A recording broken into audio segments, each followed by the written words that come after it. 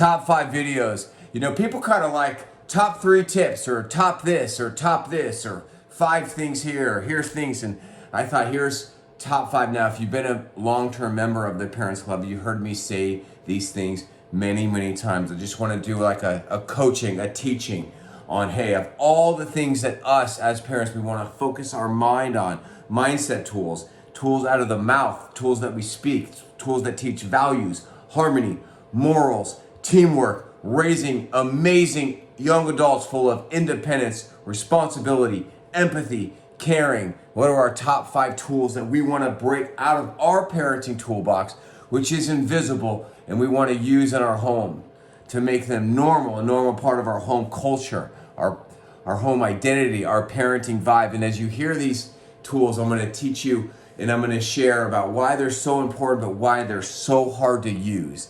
And if it's okay with you, I'm going to jab at our parents. I'm going to poke at them.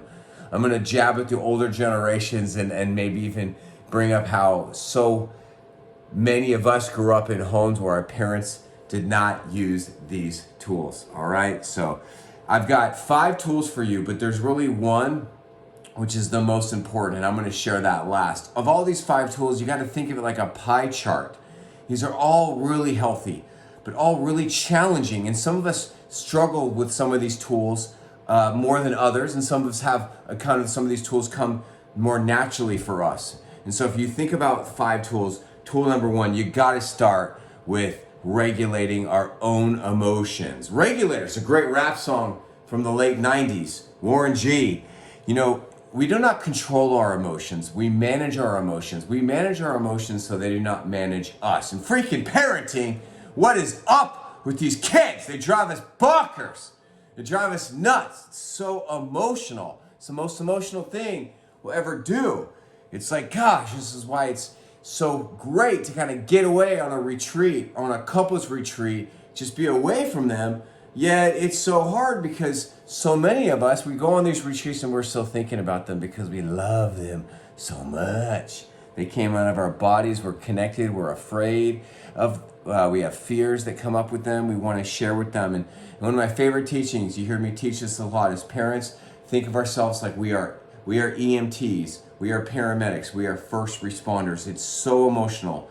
And we need 2 types of tools in our mind. We need the second type of tools, actually, what do we say? What do we do? Like if we are a paramedic, how do we bandage somebody? How do we put them on an ambulance properly? How do we actually do our craft? But the first set of tools are tools for the mind. How do we counsel ourselves? What do we say to ourselves when our kids are acting like bozos and acting horrible and sibling issues? What do we say in that moment?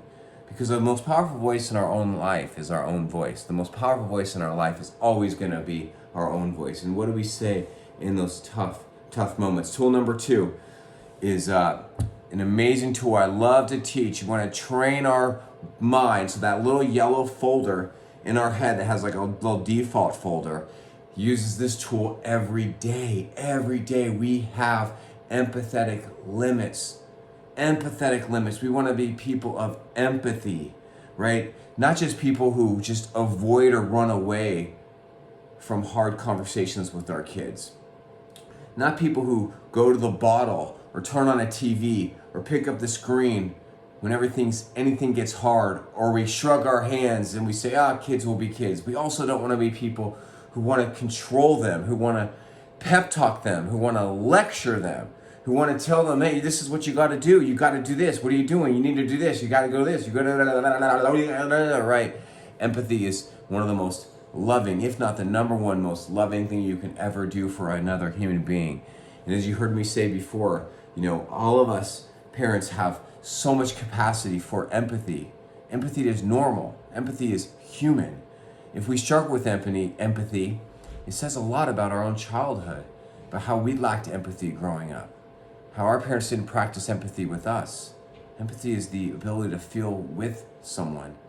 It doesn't mean you're codependent with them. It doesn't mean they control you or your emotions. It means it's a conscious choice to say, I want to try to experience, what you're feeling, and validate those feelings. And so some of us are really good with empathy, but we really struggle with limits. Some of us are really good with setting limits, like no means no, no, this is it. But then we struggle with the empathy. This is why it's a very powerful tool, empathetic limits. You know, one of the things you might find is that if one of the biggest emotions that our kids feel is the emotion which is called disappointed, right? They feel disappointed, powerless. Why? Because they want what they want when they want it. They want it their way. But the world is not Burger King. You can't get things your way right away. You are under the authority of your own parents. You don't have unlimited screen time. You can't have 7 scoops of ice cream for dinner. And no, you can't drop out of school to be a YouTuber. Sorry, man. And so that's tough for these kids. And we were those same kids. And so our parents, when we would feel disappointed, they would do a whole bunch of things.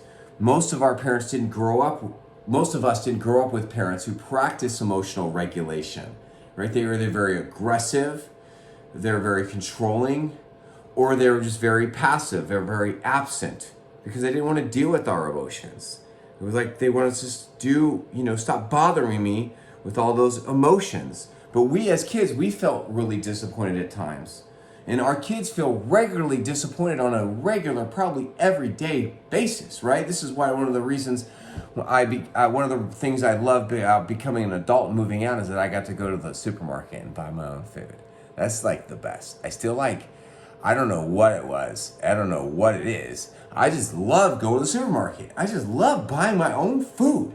Even now, as a 44-year-old freaking man who's got a huge forehead and is getting older every day, and I'm just like, I just love buying my food. It just makes me feel good. Like I get to buy what I want, when I want, and I got nobody telling me what I need to buy. Yes, I have a wife I got to work as a partnership with, but that's another story. Tool number 3 is remember this. We got to remember these 5 things. Coaching, not controlling. Coaching, not controlling. Now, controlling is going to be our temptation, especially when it comes to sibling issues. Oh, they're being mean to each other, they're hitting each other, they're swearing at each other, they're whining, screen issues, going to homework issues, grades, you gotta do this, you need to do this, do it right now, have you done this, you gotta do this right now. Or just issues with time, because our kids struggle with time, and some of us are really into time, right? We really want things to be done on our time, because we're smart and we know about time more than they do, and the temptation is that we want to control. We want to stop the behavior. We want to control the behavior. Why? Because it's wrong, but also because it's in our own ego. It makes us feel better when our kids obey.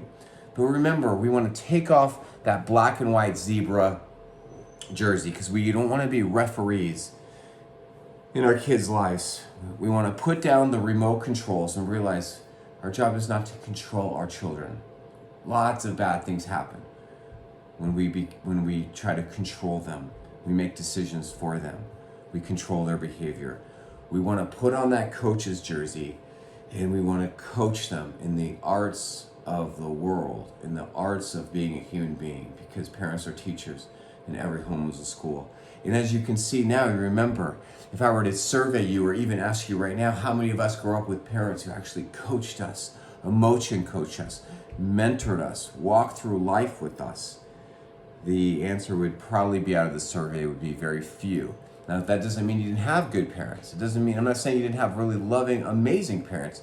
You might have. I'm just asking you, did you have parents who really walked through life and nurtured you and coached you through the challenges of being a young adult and thriving into adulthood? And if you had that experience, growing up with those parents, well, man, that is awesome.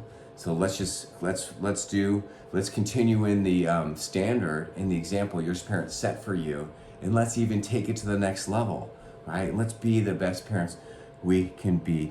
All right, top 5, we're up to number 4. We are up to number 4. Number 4 is something that is so key, especially if your kids are 9 and up. All right, so if you actually think about, 0 through age 18, 9 is like halftime. And when it comes to top things we've got to do as parents, well, my top 5 has got to be the tool. Break it out of the toolbox. Here it is, picking our battles wisely. Oh, goodness. You've heard me say this a lot. Just a little recap for some of you that are old timers under my teaching or my videos is there's two battles we absolutely have to pick, and that is screens and drugs, because they are the same things. They are totally corrosive to the human mind, the family unit, and to any type of normal human maturity and growth of identity and grit and self-esteem and morals. Those things are extremely destructive for a gazillion reasons, but we've got to pick our battles very, very, very wisely. Yes, especially when your kids are younger, we want to pick the battles of food, right? Of sleep, of morals, of communication, and so many others. But when your kids can be 9 and up, especially when they become, in that 8th grade year, we've got to be really wise. Is this a battle that I want to pick? Is this causing problems in my home? Is me picking this battle worth it? If I pick this battle, is it going to deteriorate the relationship? So I'm not even going to lose. I'm not only going to lose this one battle, but then the battles that actually prioritize my top 5, I'm going to lose those too, right? So no, we've got to be wise in picking your battles. And here it comes. Out of the top 5, what is the number one? The number one parenting tool. I just made a TikTok about this. It's just a no-brainer. This is a no-brainer. This one is so high above everything else. It is the Mount Everest to the Death Valley of everything. And as you can see that all these 4 and every single thing that ever comes out of my mouth always funnel into this number one, is we want to nurture emotional closeness with our children and our teenagers and our young 20s and beyond. If I ever start a class or a group or a business on grandparenting, it's going to be the same thing.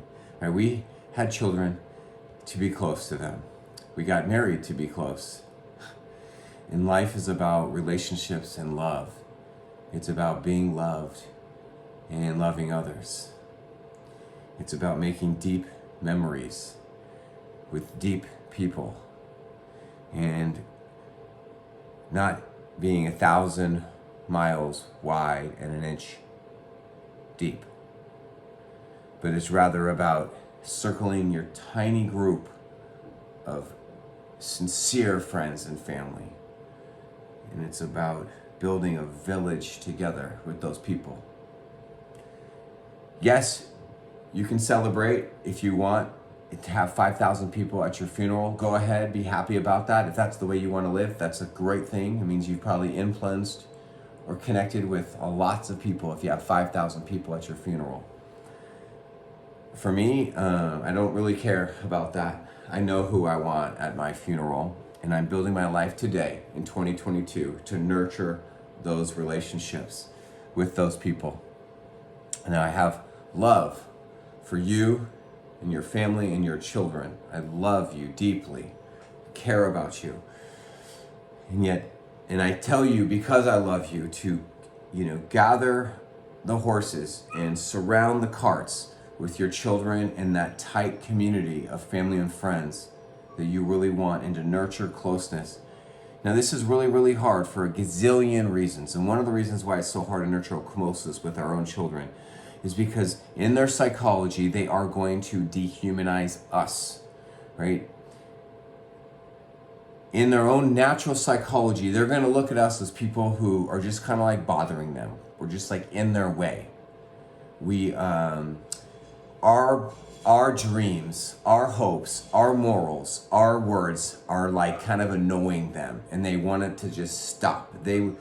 Now this has been going on for a long time, but now with screens everywhere, it's just gotten so much worse.